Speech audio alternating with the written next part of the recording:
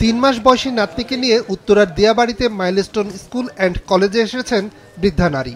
গ্রামের বাড়িতে ছিলেন বলে এতদিন আসতে পারেননি। ভিতরে বিমান ভাঙ্গিয়া পড়ছে, এই একটু কুড়ি কাটা রয়েছে, ওখান তো আর কিছু নাই। বিমান বাহিনীর যুদ্ধ বিমান ভেঙে পড়ায় নিহত হয় স্কুলের শিক্ষার্থী, শিক্ষক সহ কর্মচারীরা। শোকের ছায়া নেমে আসে দেশ জুড়ে। তারপর থেকে এই স্কুলটি হয়ে উঠেছে দর্শনীয় স্থান। দূর দূরান্ত থেকে মানুষজন আসছেন দেখতে। চাপ সামাল দিতে কিছুক্ষণ পর পর 15-20 জন করে দর্শনার্থীদের ভিতরে ঢুকতে দিচ্ছে স্কুল কর্তৃপক্ষ। আমি আসছি টঙ্গী থেকে, গাজীপুর টঙ্গী থেকে। ভিতরে আর কি দেখলাম, ওই যে পুরে টুরে গেছে, যে পোলগুলা জোরে গেছে সেটি তো আর ফিরে আসবে না। এখন দোয়া করা ছাড়া আর কিছু মানে করার নাই। আমরা আসছি চট্টগ্রাম থেকে। এখানে যে আমি শুনতেছি মানে অনেকে নাকি বারবার আসতেছে। এখানের মানুষ হয়তো একবার দেখতেছে, একবার দেখেছে, ওটা ঠিক আছে। সব মশার বিরুদ্ধে সুরক্ষা দিতে এলো বসুন্ধরা এক্সট্রিম অ্যারোসল। মশার বিরুদ্ধে এক্সট্রিম সুরক্ষা।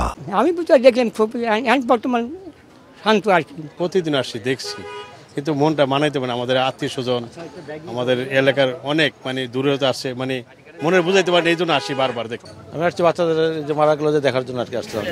দুর্ঘটনাস্থলে সাধারণ মানুষের পাশাপাশি ইউটিউবার, টিকটকাররা ঢুকতে পারছেন, কিন্তু পারছেন না মূলধারার গণমাধ্যম কর্মীরা।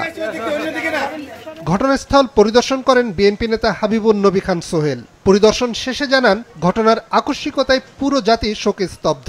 এই ক্ষতি কোনোভাবেই কাটিয়ে ওঠা সম্ভব না। আমার কেন যেন মনে হলো যে দি পাইলট ট্রাইড হিজ বেস্ট, মানে উনি চেষ্টা করেছিল মনে হয় মাঠের মধ্যে বিমানটি ল্যান্ড করা, কিন্তু উঁচু একটা বিল্ডিং আর একটা থাকার কারণে মনে হয় উনি সেভাবে শেষ মুহূর্তে ওইভাবে করতে পারেননি।